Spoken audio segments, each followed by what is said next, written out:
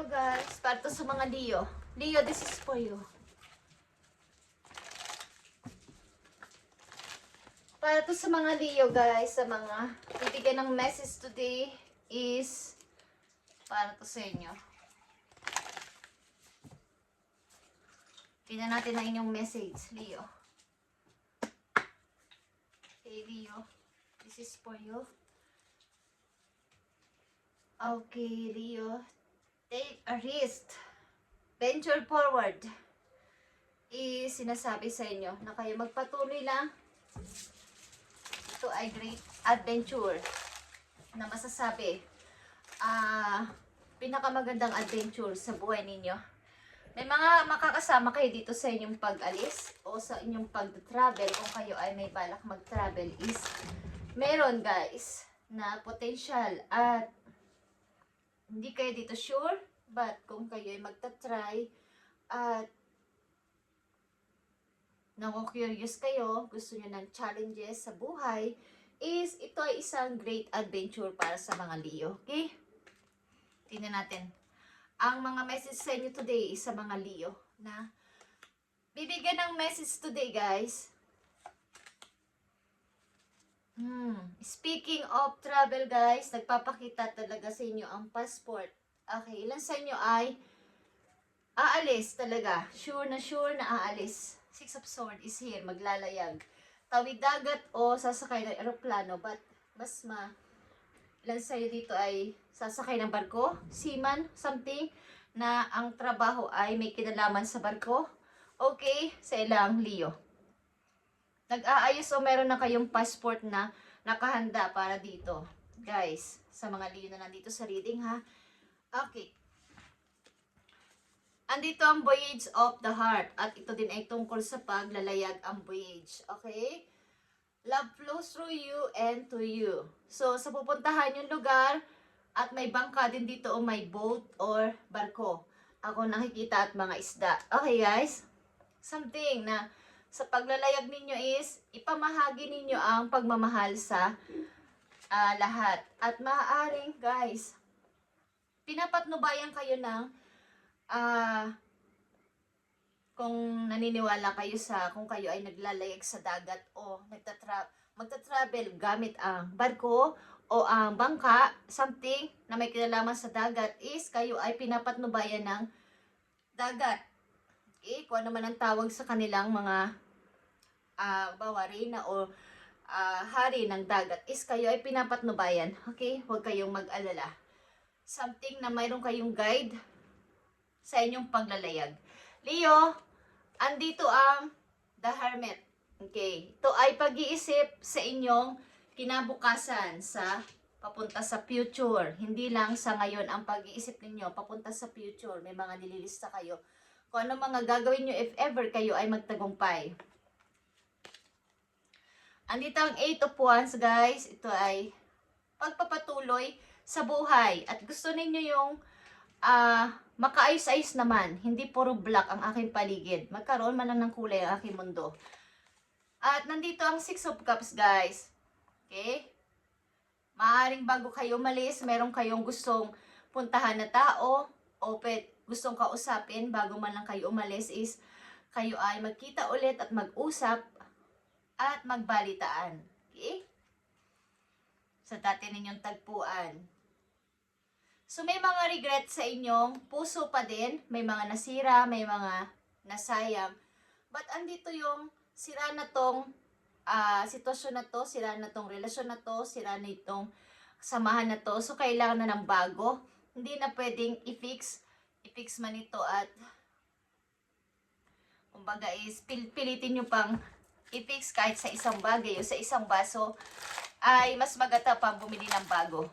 Pwede nyo naman itong gawing souvenir na lang o gawing natawag nilang DIY, but mas maganda kung bibili na lang ng bago or magsimula ng bagong cycle sa buhay. Okay guys? So, ang mga nanditong Leo sa reading today is maglalayag or magta-travel 100%. Okay?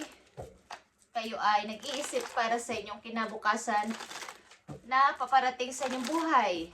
At maaaring may pagkakasundo dito magaganap sa mga taong inyong nakasalamuhan nung kayo bata pa, may pagkikita at mayroon kayong namimiss na nakasama nyo nung kayo bata pa, maaaring kalaro ninyo nung maliliit pa kayo, is meron.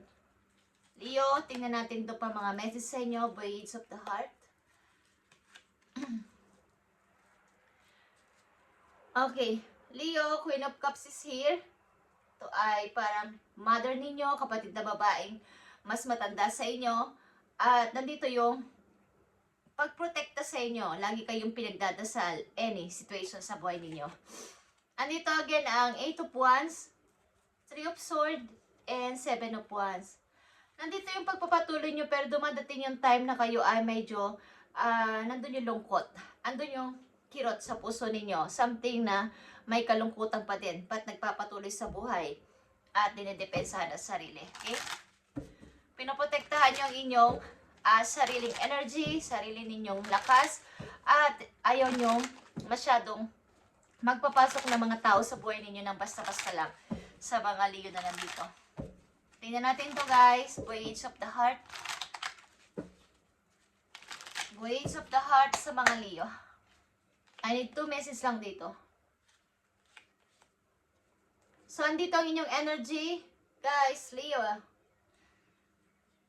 Pinipilit at gusto nyo, kumbaga, nagpapakabisi kayo sa lahat ng bagay at lahat ng taong inyong nakakasalamuha, maaari ay inyong pinapakisamahan.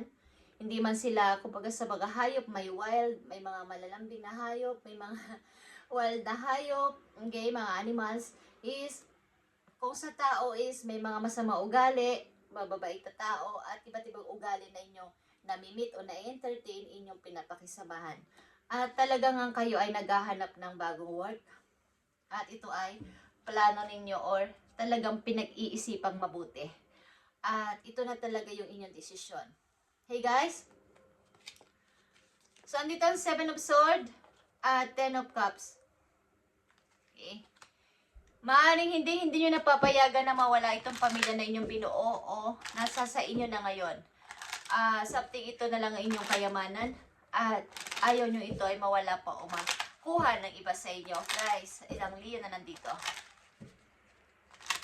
At umiwas din kayo sa mga taong maraming group at maaaring may mga hindi magagandang idudulot sa inyo mga ito. Magdadala sa inyo sa trouble. Okay, sa mga Leo na nandito sa reading, andito inyong advice, guys. At nakadepend ito sa inyong sitwasyon. Thank you, Spirit. Okay, Leo. Productivity is here at maging makreate kayo. Ang mga Leo kasi ay very creative person. So, maging creative kayo sa lahat ng bagay at matutong kumbaga mag-organize kung ano ang priority sa buhay is ito na yon. Andito na yon. Maging clear sa inyo ang lahat at kumbaga alamin kung ito dapat talaga ang gusto ko, ito na ba talaga ang needs ko, want ko, at talaga mangyayari ito sa ayaw at sa gusto niya. Mangyayari ito, Leo. Maaring may masasabi na kayong masayang pamilya sa ngayon at hindi nyo to papayagang makuha ng iba or masira ng ibang tao. Hey guys, may mga regret man kayong na nararamdaman sa inyong nakaraan, but andito na yung pag-forward ng positibo. Guys, tingnan natin ang inyong message sa dapat inyong malaman o tandaan. I need 2 message for Leo. So, ilan sa inyo ay tatrabaho sa malaking company at napakahirap. Kumbaga, magtrabaho man kayo na magtrabaho ng napakatagal na oras, andito pa din yung same lang ang routine everyday at walang pagbabago, pati sahod at pati ang inyong position, walang pagtaas. At gusto niyo itong palitan. Laborer. Okay, lang sa inyo ay mature woman na nandito sa reading at masaya naman sa pamumuhay sa ngayon. At nandito mga false person sa inyong paligid. So kayo ay maging maingat talaga sa mga circle of friends nyo. Mga group. Mayroon ditong false person kayong mai-encounter. At maaaring ito ay magdadala sa inyo sa kapahamakan o trouble sa inyong buhay, katulad na sinabi ko kanina. Ilan sa inyo ay nasa age 30 pataas, guys, or 40s pataas ang edad dito, at okay naman kayo sa inyong kasalukuyan sa ngayon, sa inyong pamumuhay. May mga tao dito ng lihim na nagsasalita ng hindi maganda sa inyong likuran. Guys, something envy. Okay, deception. Okay, Leo, tingnan natin pa ang message for you sa inyong message today, mensahe today para sa Leo. Anditong mountains. Try to climb over this mountain. Ang ilan sa inyo nga sa malapit sa mga bundok at try to climb over the mountain. Ibig sabihin, kung i-imagine nyo ang mga bundok, may mababang bundok lang, may kayang-kayang akyatin agad, at meron din namang mataas na bundok. Okay? At hindi maaabot ng ilang araw lang or ilang linggo lang. So, itong nanditong mountain ay para siyang delikadong akyatin o something na pinagbabawal. Pero kung kayo ay magta-try, alam nyo nandito yung inyong, kumbaga, nandito yung needs ng inyong sarili. Okay? Na gusto mo to because nakaka-challenge. Na kapag ito ay naabot ko at bumaba ko dito, meron akong baga yung ibang mga nakikipag paligsahan, meron silang troping makukuha, something na yun yung kanilang parang ikakasaya ng kanilang kalooban kapag sila ay natapos nila yung isang napakahirap na sitwasyon sa buhay nila.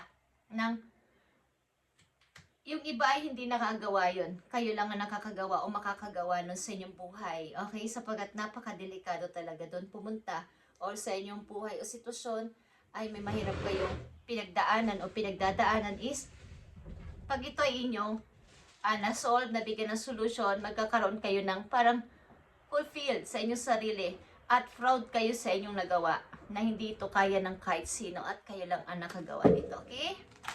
Kaya about sa inyong sitwasyon na kinalalagyan sa ngayon. So mag-take kayo ng risk. Venture forward, Leo. Huwag mag-backward. Forward lang. Malakas dito mga Leong mag-travel sa dagat. At may passport na dito. Guys, isang message na lang po you para magkaroon ka ng idea. So, andito ang teacher. Ilan sa inyo nagtuturo, hindi man literal na kayo nagtapos ng pagtuturo, maging isang maestra o teacher, ay kayo ay mahilig magturo sa mga bata, mahilig magpayo, mahilig kayo sa mga bata din, at kumbaga marunong kayo makinig at magsalita sa harapan nila at nakikinig sila sa inyo, yung mga Leo na nandito. At ang ilan sa inyo magbabalik sa pag-aaral o kumbaga, ito na talaga yung inyong skills, ang magturo, something coaching, mentorship. Okay? Yung mga nagtuturo, nagsasalita, yun na may mga masasabing motivational, siguro kayo ay motivational speaker, is pwede sa inyo, Leo, okay? Kayo may abilidad na maka-inspire ng ibang tao at kumbaga ito yung mag-a-unlock sa inyong true potential na kayo ay magaling maghikayat sa mga taong nawawalan ng pag-asa sa buhay, okay? Magbigay ng inspiration sa kanilang buhay sa ngayon sapagkat alam ninyo kung paano ito malalagpasan sapagkat naranasan nyo rin ng mga ganitong bagay. Okay, alam nyo at naiintindihan nyo kanilang kalagayan at mga damdamin. Thank you, Leo, and God bless sa inyo lahat, guys. Pagpalain kayo ni God, universe, at inyong mga ancestors, guides in heaven, angels in heaven, kayo ay tulungan at i-guide sa inyong mga paplanuhin at gagawin sa buhay. Thank you, Leo, and God bless.